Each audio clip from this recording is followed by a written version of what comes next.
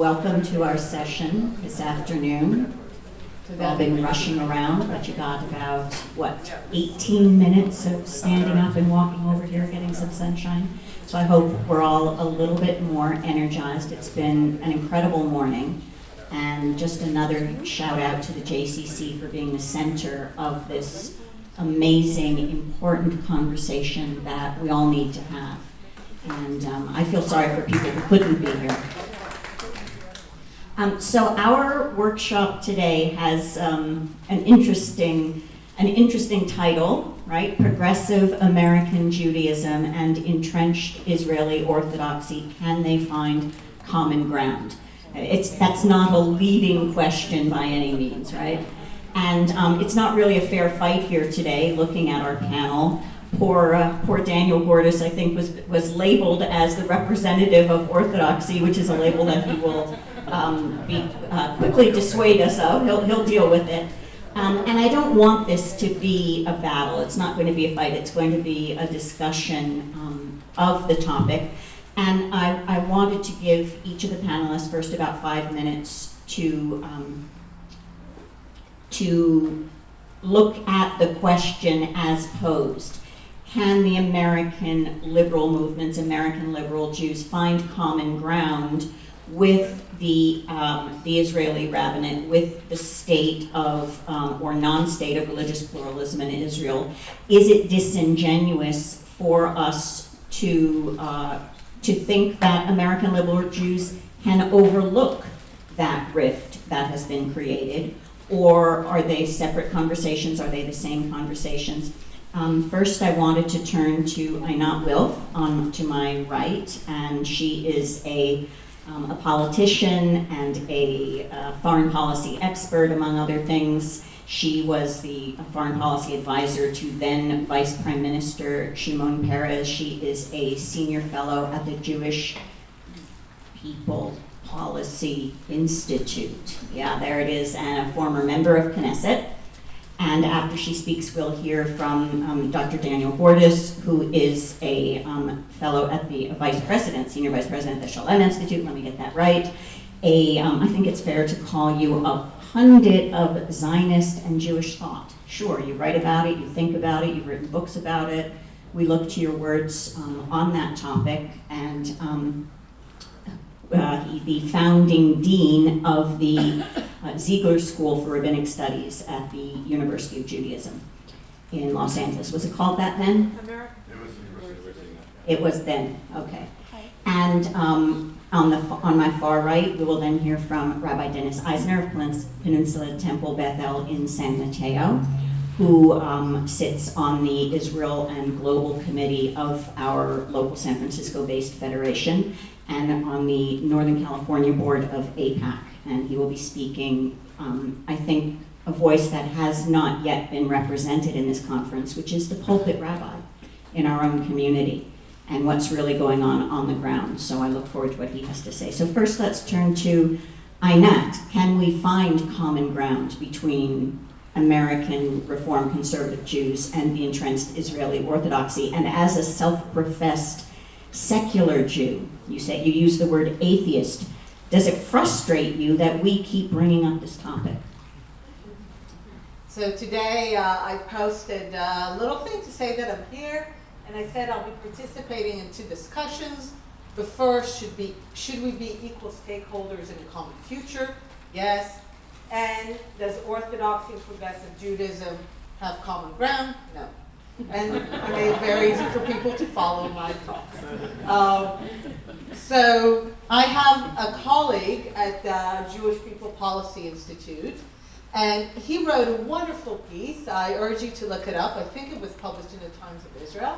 And he made the argument, he said, American Jews are Protestants, Israeli Jews are Catholics. And he basically argued, and that's to your point as well that you mentioned, that the way that each community developed its relationship to the notion of religion comes from a very different historical branch. And as a result, we find it very difficult to talk. And that Zionism came from the European Catholic and later Republican tradition, where the state basically subjugates the church. In America, you talk about separation of church and state, and as much as you're proud of it, I know you're still struggling with it. But in Europe, they don't have separation of church and state. They have subjugation of church to state. That was part of the battle. And this is the model that Israel adopted, that you basically subjugate the church for the national political purposes, as a boundary maker, as an element of ritual, but it's a very, very different model. And as a result, we often find it very difficult to have a discussion. And one of those moments, and as a result also, Israeli liberals, who are by and large atheists, militant, anti-clerical, I wouldn't call it anti-religious, but anti-clerical, do not want to see religion play a role in their lives, and the religious clerics play a role in their lives. That's where you see most liberals in Israel. And in America, liberals actually have a place for religion, which is a very Protestant version. The individual, the one where you have a voice. It's a very different development. And the issue was women of the wall. And I'm also very much a self-professed feminist.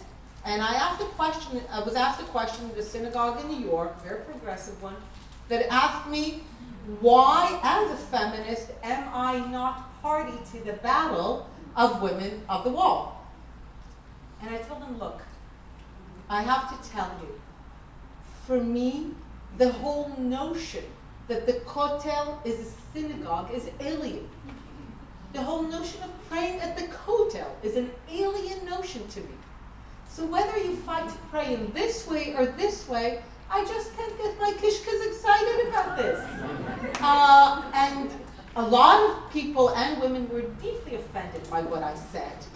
And I remember being even a little baffled that they were offended, because in Israel it's such an obvious position. I told them, look, as a feminist in Israel, I have a whole host of issues that I care about, and how exactly to pray at the wall is not high on the list of those issues. And it really was a moment for me for better understanding why, like Israeli liberals, who are supposed to be supposedly the natural allies of American liberals, even they, being from two different historical branches of how Judaism developed, find it very difficult to have that conversation. And that also explains why it's different to mobilize politically. I was involved in these issues in the Israeli parliament, in Knesset, and a lot of Americans are also baffled, again, at the failure to mobilize politically. All Israelis hate the rabbinate, except, I mean, I think almost all. But, Haredis, religious Jews, how is it that it's not thrown over? And again, Shlomo has another great piece where he talks about the rabbinate as a monopolistic utility. That basically we should think about the Israeli rabbinate the way we think about the Israeli electric company. It's a monopoly. It's a utility that provides. It's not a source of meaning and spirituality as you think of religion here in Judaism. It gives you the occasional services, shirutei dat, burial, marriage, whatever, and then you don't deal with it because if it's a monopoly, it's corrupt, it's nepotistic. That's what you expect from monopolies, and end of story. And most people are not going to bother kind of fighting politically to change this. They deal with it as little as they can, and also think about it. When are people going to politically mobilize to overthrow the rabbinate? When they're not married, they couldn't care, right? They're single, they're drinking, they're going out. The last thing they're going to do is mobilize against the rabbinate. That's not high on their agenda. Then they meet the person they want to marry. Well, now they're planning their marriage, so they're not going to fight against the rabbinate. They're like, let's just find a way to make it the least painful way possible. And once they're married, they don't care about it again. So politically also, for political mobilization, something has to be an ongoing issue.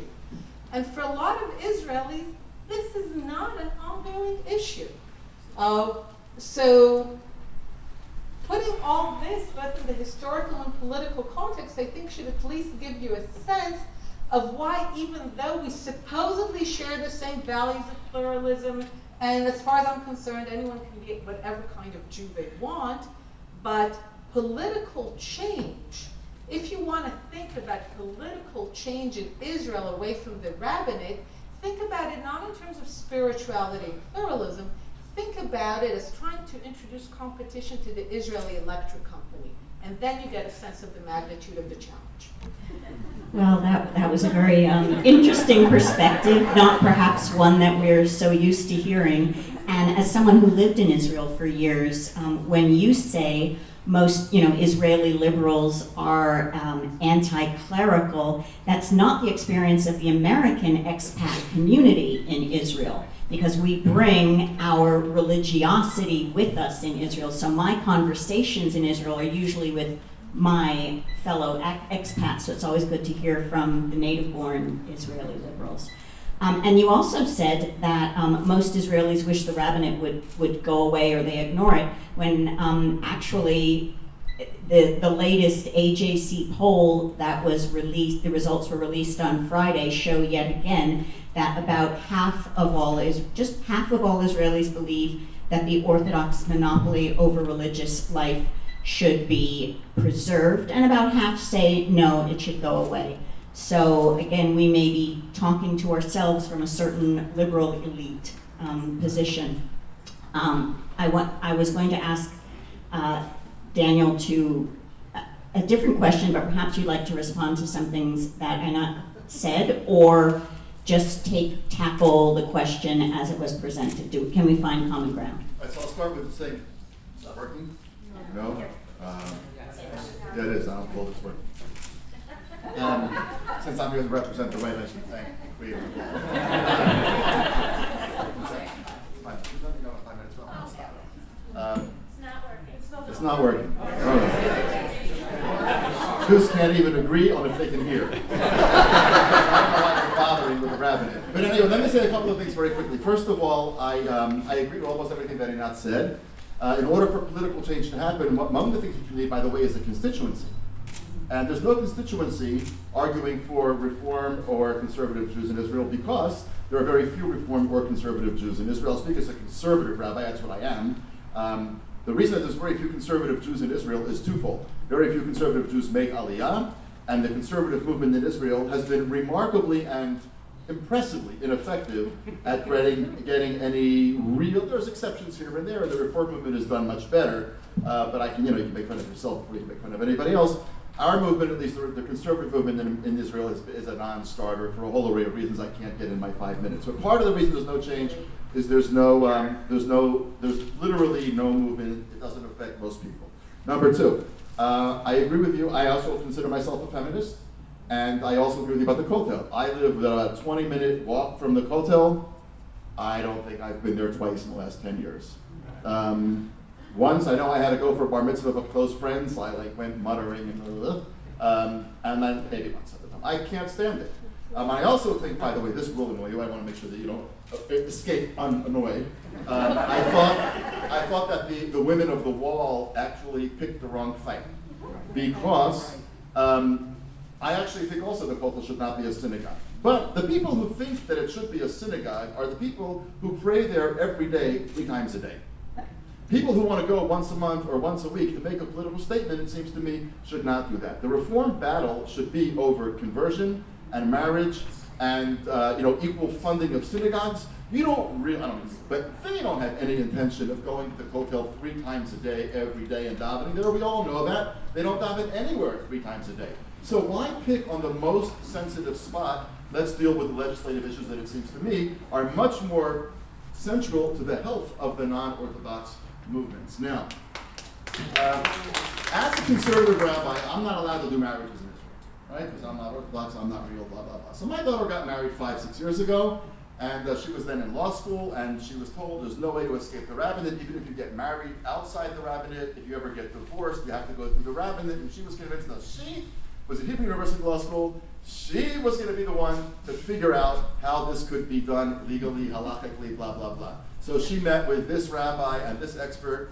I paid for this rabbi and this expert. She met with that rabbi and that expert. I paid for those too. And she wrote this whole thing up. And then finally she went to the uber expert, who's both a guy who's a graduate of yeshivot and a very impressive lawyer. And he sat her down and he told her in no uncertain terms, there's no getting around this. This is the law. You can get married by, a monkey wherever you want. If you ever get divorced, you have to go through the rabbinate. You're not going to break through that wall. And you should know, by the way, that anybody who does a halachic wedding, a rigorously Jew law, whatever, wedding in Israel, not through the rabbinate, is actually subject to arrest, technically. So this she's telling me, and she's crying, of course. And then she says, so will you do the wedding? So I said to her, absolutely. If there's Wi-Fi in jail, like 2 years with no meetings and Wi-Fi. So we never resolved whether or not there was actually Wi-Fi in jail, but I did the wedding in front of about 600 people and video cameras. Meaning, I did the wedding not only because my daughter wanted me to do the wedding, but the more people that do that, the more we're actually going to be able to break the back of the rabbinate. And there's like hundreds of couples that are doing this every year, and there's competition within the rabbinate and so on and so forth. And this leads me to the question of whether there's any common ground between progressive Jews and the rabbinate. I'm going to be very honest, I didn't annoy you enough the last time, so now this is the point where you sort of fasten your seatbelts and restore your tray table to its original and upright position. But not only ultra-Orthodox people, but mainstream Orthodox people, and even non-Orthodox but sort of standard Israelis see, when they see progressive Judaism, is a Judaism that doesn't require anything of you. That's what they see. That's what they say they see. I'm not among them. You can't shoot me. Well, you can. But that's what they see. And they say, by the way, even the secular people who are among us, we at least have to do something for 3 years. Like there's a sense of commandedness by virtue of being part of Israeli society. So even if I eat treif on Yom Kippur, which most Israelis do fast on Yom Kippur, there's a sense of obligation to the larger whole for which I have to suspend my autonomy.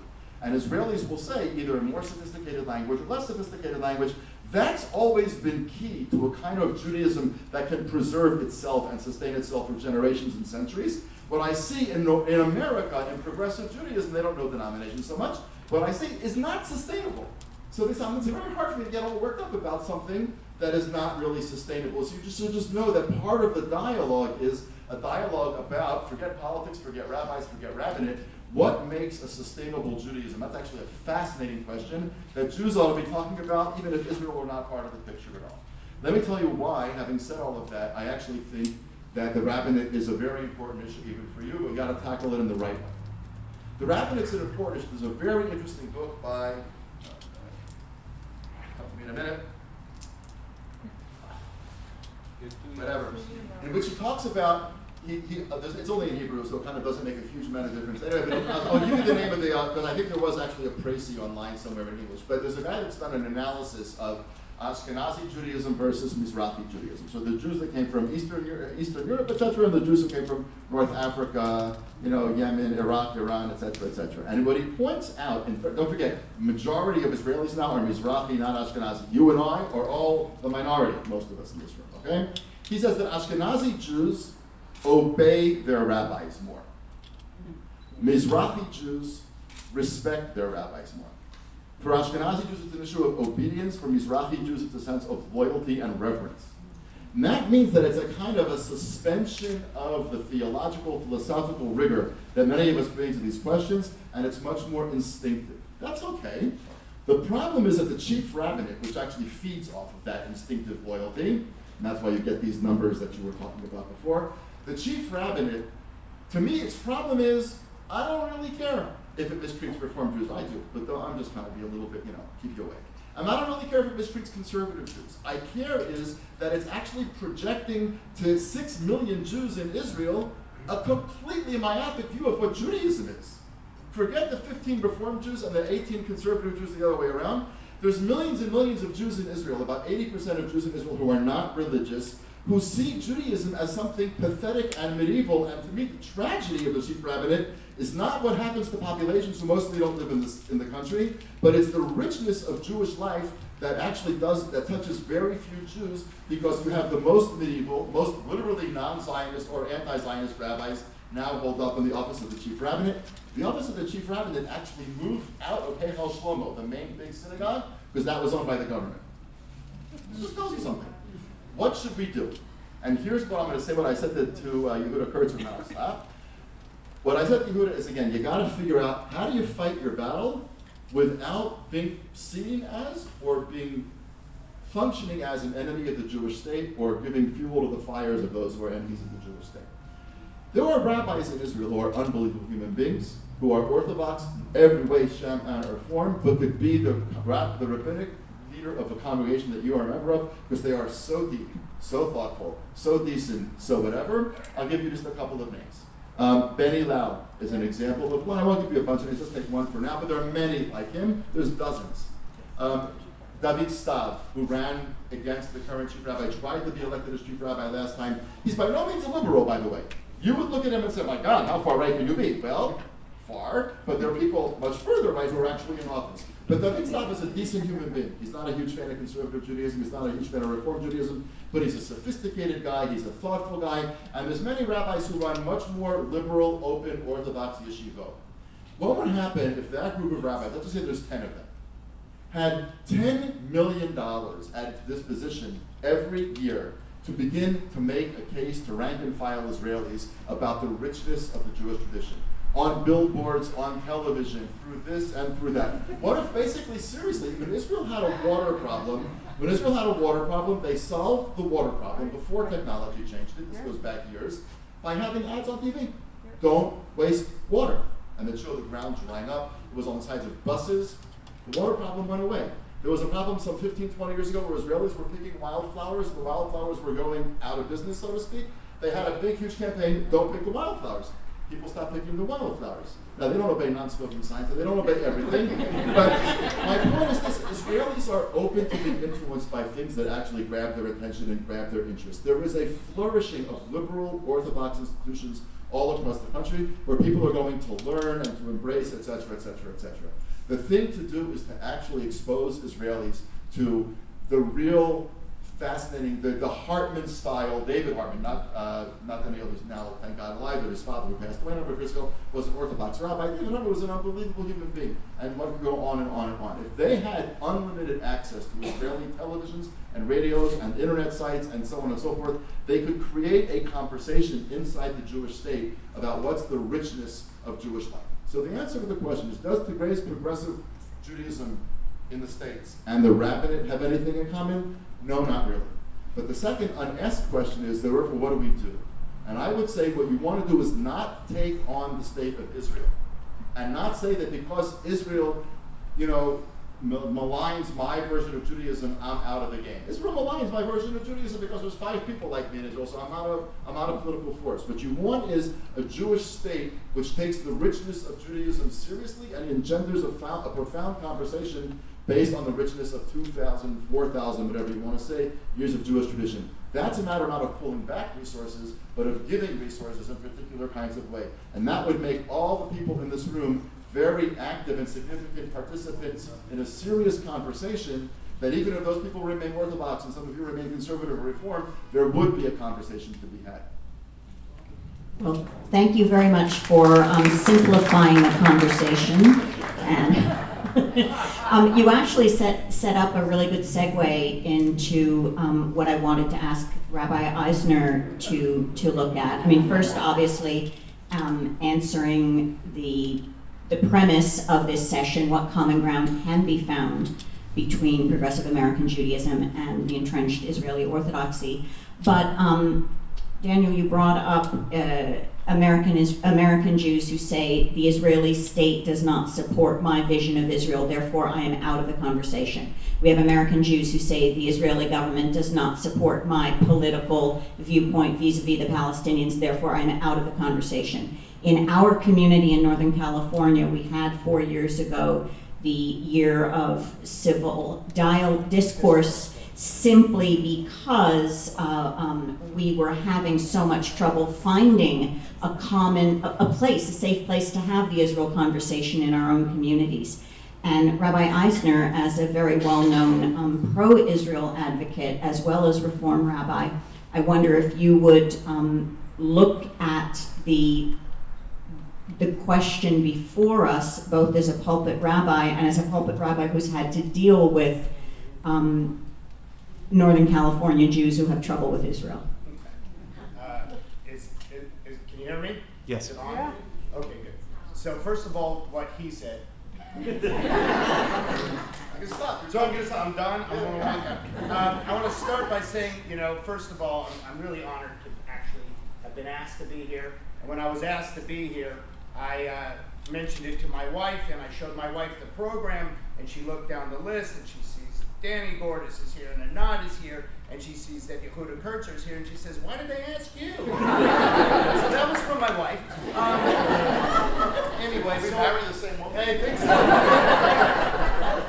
He probably did. Anyway, so I come here really from a different point of view than really what we've been listening to. And I'm actually really glad that I was able to make it. Originally, my schedule today didn't have me getting here until right now. And thank goodness I came early to hear everybody who spoke before me. Because not only does it affect the way that I think, but it teaches me and it helps me think about how I'm going to teach. Because really for me, a lot of what we're talking about and what has come up only in small segments, and the small segments was about educating our children, but I think it's about educating ourselves. This idea that Orthodoxy is just one group is something that those of us outside of the Orthodox world, we shouldn't say those things because it's just not true.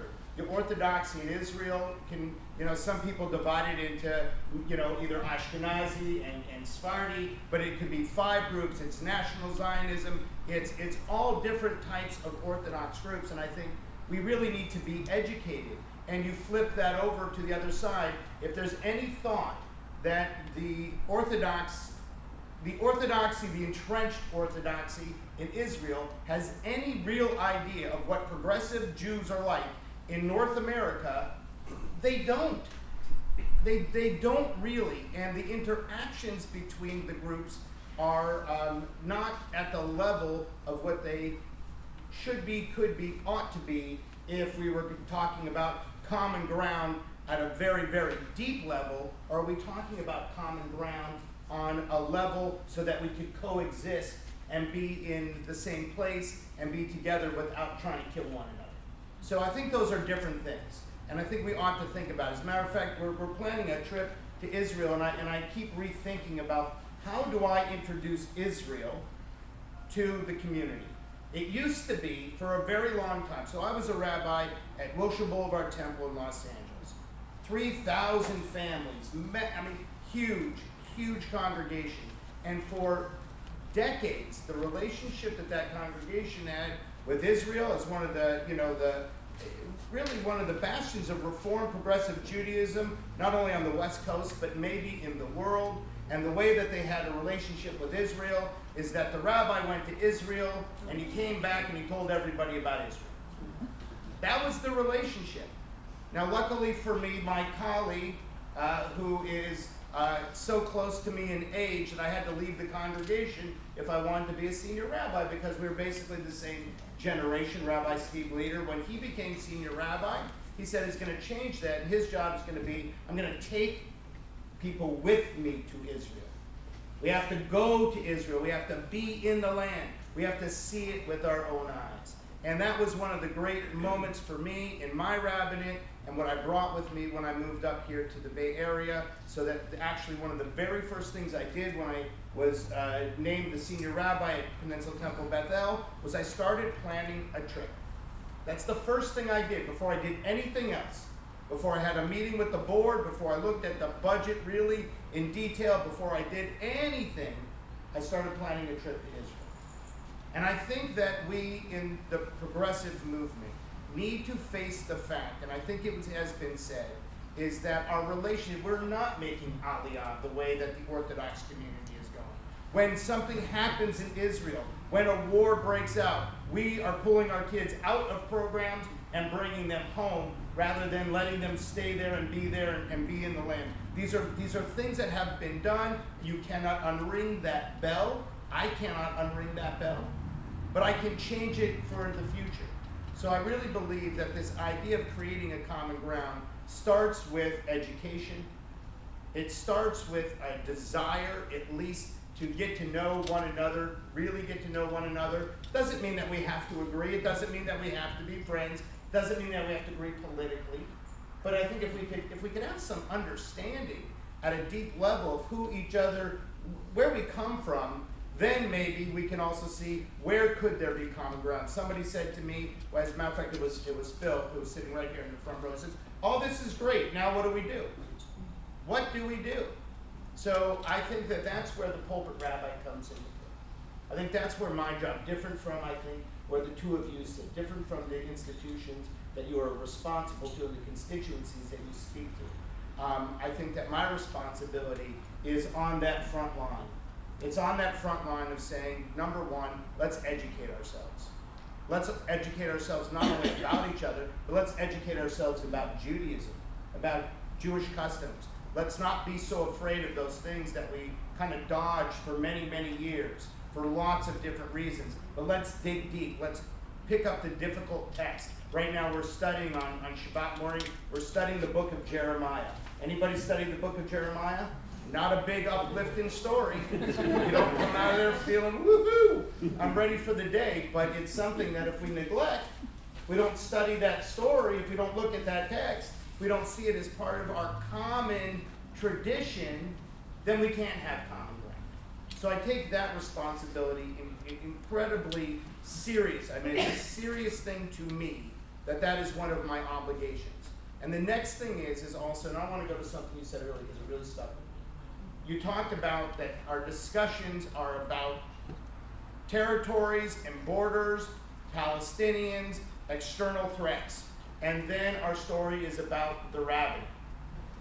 And I think that if we only let ourselves become bifurcated into that is our relationship with Israel, we're in trouble. All of us.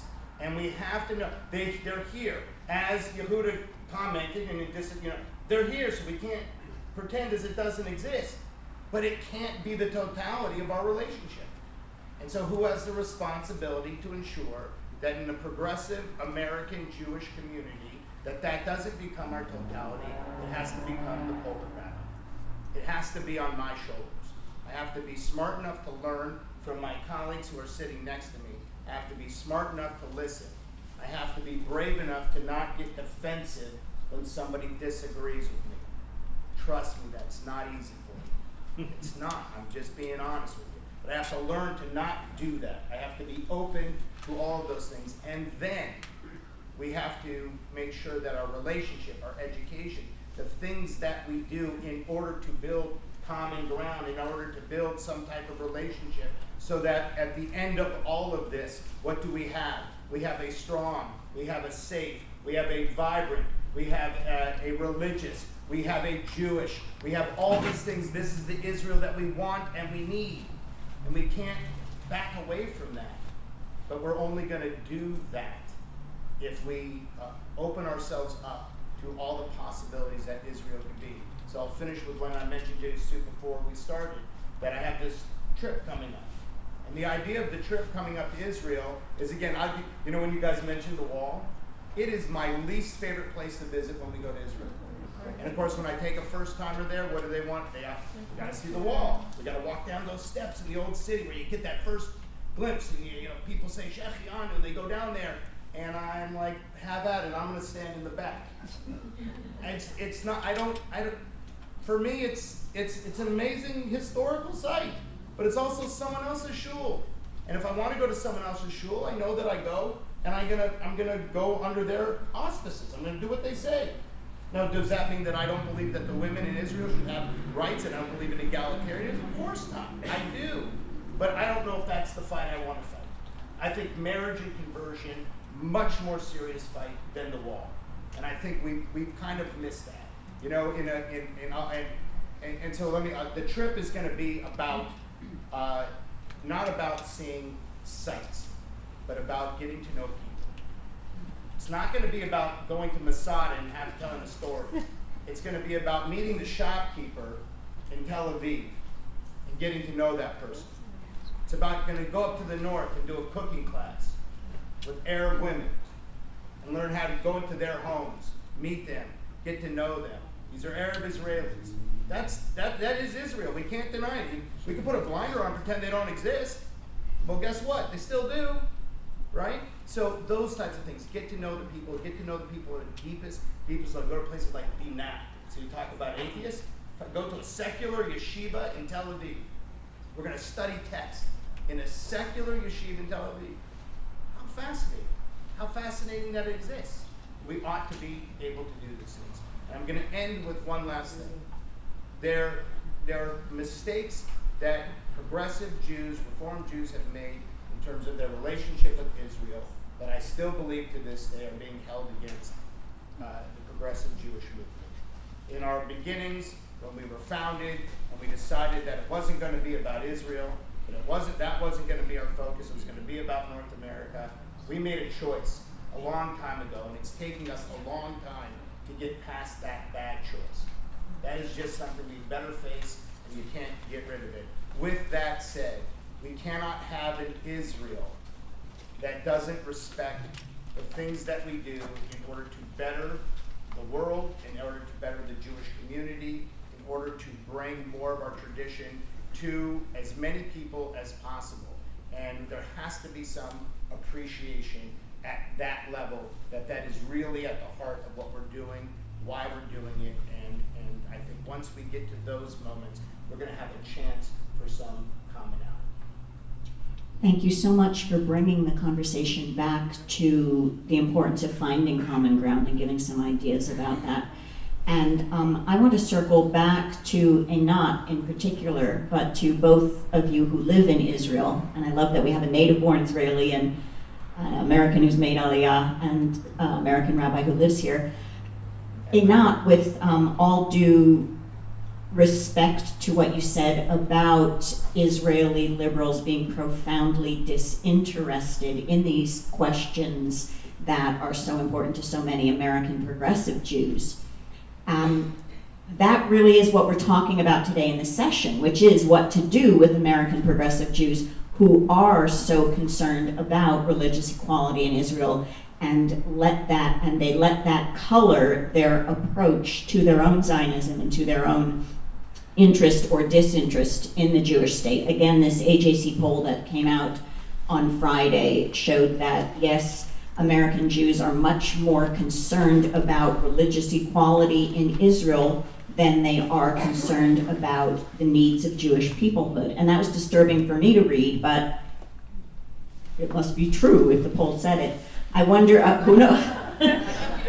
I wonder if you would respond to whether you agree with the premise that progressive American Jews are concerned by the lack of religious equality in Israel, or do you think it is overblown? And what kind of common ground do you propose? So it's not overblown from their perspective. It is nearly irrelevant from an Israeli's perspective. And that's something, I do also a lot of work in presenting it in Israel. I cannot tell you how quaint people find my descriptions of Reform or conservative Judaism in America. I go to schools, really? I mean, they really think it's not Judaism. And these are kids in high school, so I understand why American Jews care about that. I'm just trying to give a sense of how American Israelis do not even see that. But what I want to say is, in terms of what to do, your vision is entirely one I do. I do not want more liberal Orthodox rabbis. There's no such thing. Maybe there is in America. There is no such thing in Israel. From my perspective, an Orthodox rabbi in Israel, as long as he goes with halakha, even if he interprets it a little more liberally, it's not even close to what I would consider liberal, and I'm not interested in that. And for me, what I would like to renew is the radical revolutionary Zionism. Because, again, to what you said, there were two major responses to the challenges of modernity. One was Reform Judaism that became American, initially in Germany, but then in America. And it's a very American form of response to the questions of how to be Jewish in modernity. And the other form of reforming Judaism for modernity was Zionism.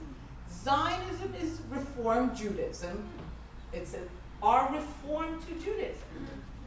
And what happened is because Zionism was also in the business of state building, in addition to revolutionizing Judaism, it had to prioritize. And at the moment of state creation, it made a few decisions and bargains that came from being, there were a lot of tasks to achieve.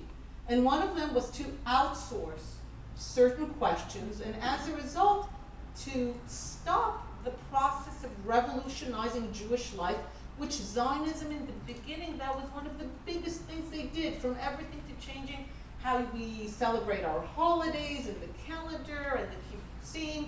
And Amos Oz once said that the largest number of Bible-reading atheists exists in Israel. And there was a tremendous sense of revolutionary energy of reforming Jewish life, which basically stopped when everything had to be mobilized for establishing the state and fighting for it. And what I'm interested in doing is not having some more liberal Orthodox rabbis. I'm not interested. I don't want that. In that sense, I'm a bit of the Leninist version, make the rabbinate terrible so that ultimately people will rise against it. But the presidency here. yeah, exactly. That people will rise against it. But I have my vision, and actually it sounds better in Hebrew. Not a lot of things sound better in Hebrew, but it's from Ribonut to Rabbanut. Sorry, from Rabbanut to Ribonut. Sorry, from Rabbanut to Ribonut. Rabbanut is an institution for a people without sovereignty. It was existed, was created precisely for a people with no power. In an age of sovereignty, the rabbis can have roles as teachers, but that's it. I don't want, and I don't think rabbis should have any role, aside from, again, a small community teaching role in a sovereign state. And I think this is the revolutionary part of Zionism that has been stalled. And I want to renew that. And as I said, that's what I said in the Knesset when there were debates of recognizing conservative Jews and Reform Judaism. I said, this is all very nice. But actually, I don't think rabbis should have a say, certainly not a political say, on conversion and marriage. Conversion and marriage should be on a sovereign state determined by the sovereign state, and it's the end of the Rabbanut and the beginning of the Ribonut. That's what being sovereign is. And the fact that we still have a political role for rabbis is something that we made out of exigency at a moment in our revolution, but we need to retake that revolutionary Zionism and go all the way. Can I just want to respond because I think what you bring up is such a critical point. I think that in the founding of the state of Israel, the religious groups experienced the Haskalah different than did the American progressive Jewish community and the Haskalah of the Enlightenment. So you have this moment where they're coming out of Eastern Europe and maybe even coming out of a Northern African kind of idea of what, not even really understanding what the Enlightenment was. Then you had Western Europe, and then even more so, you had North American Judaism. And because of that, that's one of the places where when we're searching for common ground, from the get-go, we didn't have it.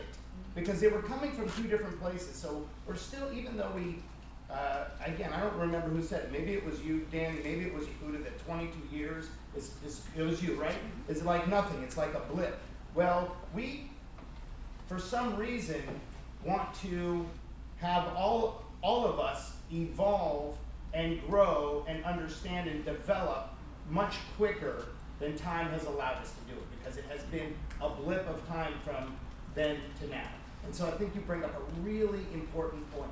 And I said the last thing we can't do, is we have to be careful of continuously defining Orthodoxy as the Judaism, and that everything outside of it is something else. And that is dangerous. That is something I won't stand for, and it's something that I would fight against completely, and then hope that the rabbinate in Israel goes away so that within Israel we could function in places where if your rabbi, whoever it is, whether it's Danny or whether it's me or Josh Weinberg or any of these great Kinneret and or Maya Leibovich, any of these great rabbis that exist in Israel, let them decide for their community on conversion, on marriage, and I'm in total agreement with you on that point. Okay, a couple of quick points. First of all, there is such a thing as liberal Orthodox rabbis. Sorry, there is.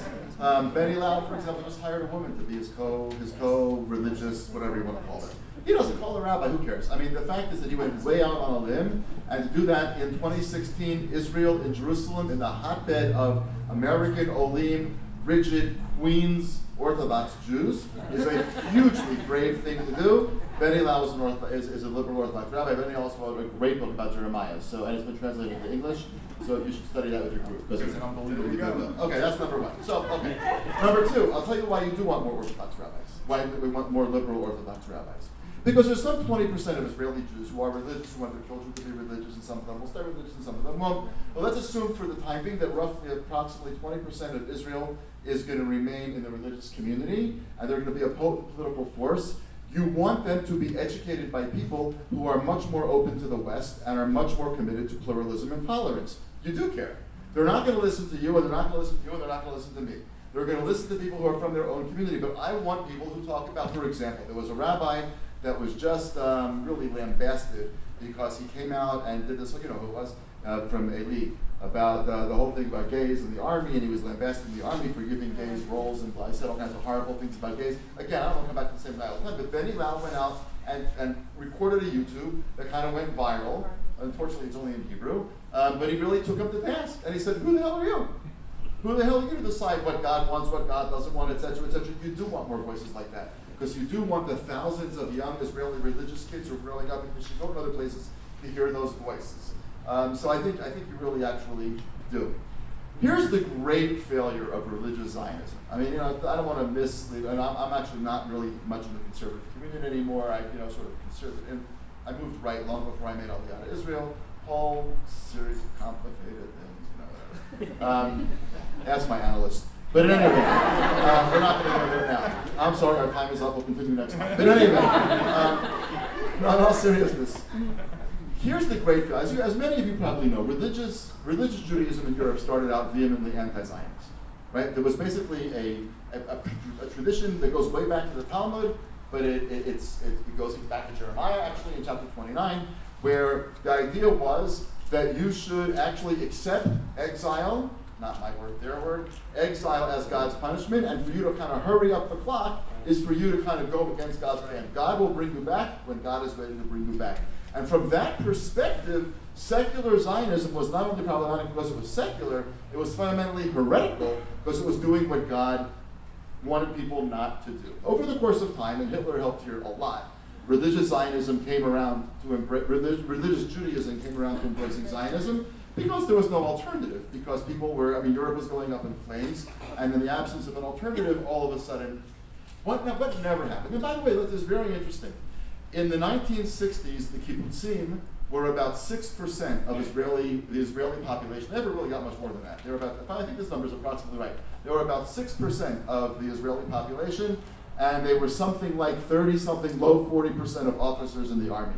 2016, Orthodox Jews, religious Jews, kippah sruga, knitted kippah types, are approximately 10-12% of the Israeli population, and they are also high 30s-something% of military officers. It's interesting to ask yourself which communities have actually taken Zionist fervor and ideology and been able to transmit it. One of the great things that's very interesting is it once was the kibbutzim, it no longer is, and now it's exactly the kind of religious communities here that many people here are deeply uncomfortable with.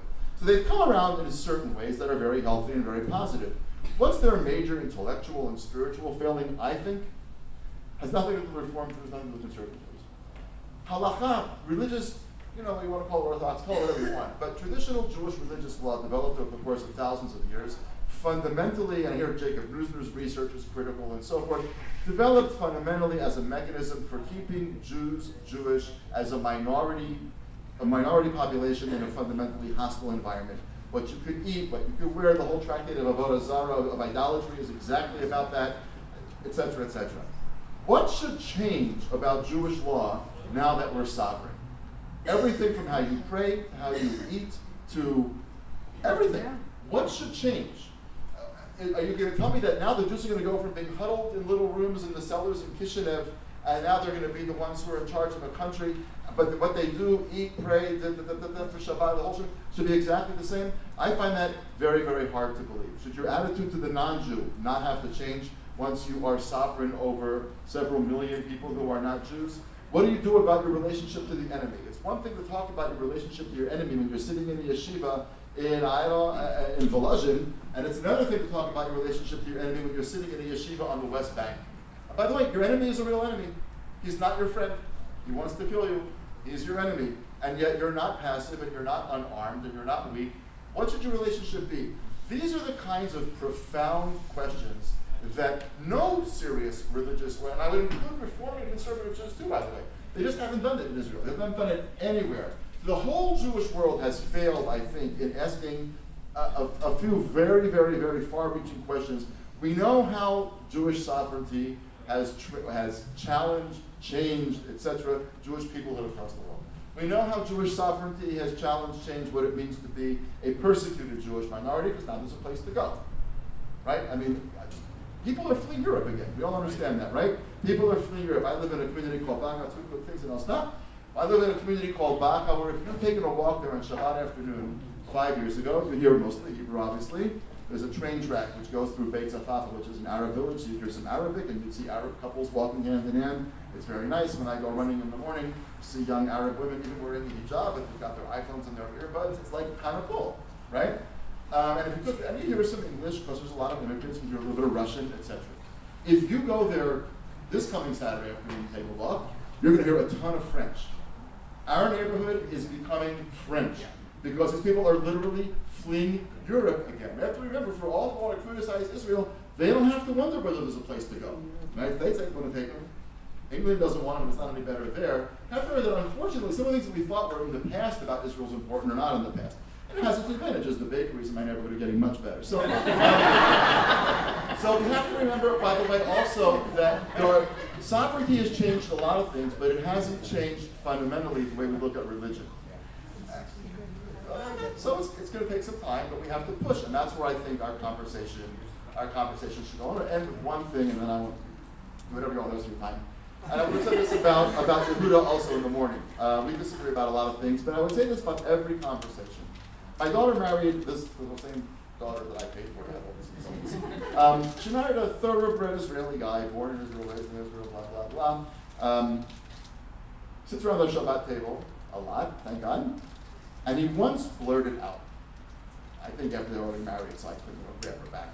And that's when he really started to disagree. I noticed that after the wedding, everything changed. But in any event, he once blurted out and says, no, half the conversations you have at this table, I don't understand. Because you guys worry all the time. He was not being facetious at all. As you diaspora Jews who are in your 50s, you worry all the time. He says, I was born in 1986. I have never in my life had a nanosecond when I was afraid that the state of Israel could be undone. Never. He was in the army for 7 years. Right? He's done his share. That's everyone. Yeah, intifada, unpleasant, yes. Scary, yes. Bring down a country, not a chance in the world. Because we have a completely different way of looking at the world. Now, here's where I think he's right about a lot of things. He's wrong about the following. I think a younger generation of American Jews actually believes that Israel's security and survival is as guaranteed as the rising of the sun. And that is actually false. Where my son-in-law is right is the Iraqis are not going to do us in, and the Iranians are not going to do us in, and the Lebanese are not going to do us in, and Hezbollah is not going to do us in. They're not going to do us in. You can get done in by a pen. You don't need a jet, you don't need a tank, you don't need a boat. You just need European countries to start saying our airlines are not flying to your country and your airline's not landing in our country. The FAA did that in 2014 for about 36 hours. I can tell you, it felt very bad for a second to know that if that was copied, which a lot of European airlines did, you actually couldn't get out of the country. It's impossible to describe exactly what that felt like. I mean, both. But no, I'm saying if they said that your airline wouldn't be able to land it, that takes a pen. That's how the world brought South Africa to its knees. Because the world decided that South Africa was a fundamentally, at its very core, immoral enterprise. The danger that all of us, and I'll put myself down in the American camp for a second, the danger that all of us American Jews who are frustrated with all sorts of things, rabbinate, religion, occupation, and there's a lot of things to be frustrated about, have to be very careful about is not to put fuel in the engines of those people who want to bring Israel to its knees, though he brought South Africa to its knees. The IDF cannot stop that campaign. And it can happen. And if you don't believe me, ask South Africans. It can happen. All you need is a pen. And the world's getting closer and closer and closer to that day. Which is why my last sentence would be that while we have many things to worry about, many things to be concerned about, many things to be angry about, I share all your frustrations. At the end of the day, I disagree with my son-in-law. I think Israel's much more vulnerable than he thinks Israel is. And I think all of us who care about the future of the Jewish people need to understand that without the Jewish state, the future of the Jewish people looks nothing like what we imagine it now to be. And we have to figure out how to gauge our response and our objections and our frustrations in such a way that nobody looks back and says, we were the generation that actually fueled the work of European capitals in making sure that the Jewish state had a 100-year run, and that was it. Wow. So we are out of time, but I wanted to end just by giving each of you, and Dan, you already just answered this question, in 1 minute to talk about what you would say to a room full of progressive American Jews who say, I can't find common ground with Israel because they don't recognize my Judaism. And Danny, you just gave an answer to that, but I would love to hear that from Einat and Rabbi Eisner, if you would as well. Just to wrap it up, what do you say to American progressive Jews who say, I can't find common ground with Israel? In a minute. My answers would be to the first. I would empathize, and I do think some of my work in Israel is about getting Israelis to acknowledge that the decisions they make in Israel have implications for the wider Jewish world. What you sometimes hear in Israel when there's a debate about conversion is that how many children of Reformed Jews where the mother is a Reformed convert are thinking of making Aliyah? For those 17 people, we don't need a major kind of crisis or legislative crisis. And my argument is always that it's not about the technical specificity of someone who was born and will make Aliyah and the conversion. It's about the fact that Israel now is so dominant in Jewish discourse that when Israel makes decisions for Israelis, it needs to begin to understand that it sends a message to the entire Jewish world about who's considered in or out. And that matters, and Israel has to assume responsibility for the position it now occupies in the general Jewish world. My other answer would be far broader, and it would be this. There are two basic schools of morality, and progressive Jews want to think of themselves as being very moral people. One way of being moral in a lot of systems of thought is you are moral the more you distance yourself from life. The less you eat, the less you have sex, better to abstain completely, the less you engage with people, with money, the more you distance yourself from life, the higher you become as a moral person. A lot of school systems have that. Judaism, that's almost never had that. For Judaism, the view of morality is that you become a moral person by engaging in life. You are a moral person when you eat a lot, when you have sex, when you deal with money, and you do it within a system of rules, but the notion is that you engage in life. Now, once that you engage in life, it becomes messy and dirty. And morality becomes messy and dirty. And a lot of Jews, especially progressive Jews and especially young ones, have developed a vision of morality that says, I am going to be moral by just doing nice things. And Israel is this annoying stain on being this beautiful, progressive, pristine identity. So I'm just going to distance myself from that.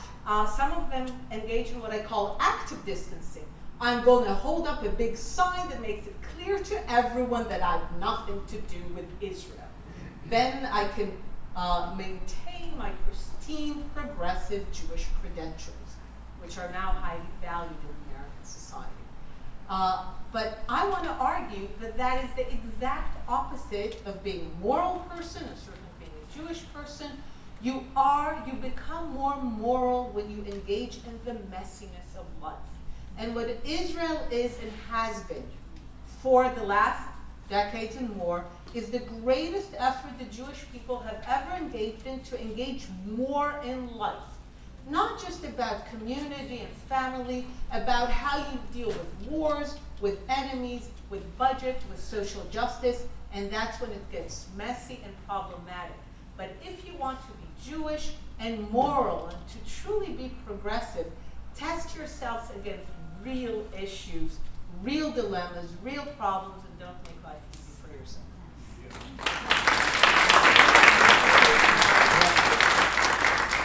Mine's easy. Go to Israel. If you haven't been, you must go. If you've been, you have to go again.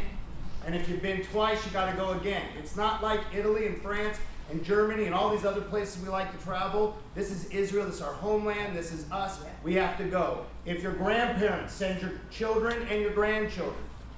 Right? If your parents, send your children. They want to go when they're in 10th grade on a confirmation trip, send them to Israel. Put the money aside. Make sure it happens. The only way, this messiness, this living life, this really getting entrenched, this understanding all the nuances and complexities that the two of you have brought to life today and what it was brought to life in the other room, the only way it's going to make any sense to us is if we go. Go to Israel. End of story. Thank you, everybody. Thank you to our panelists. And you have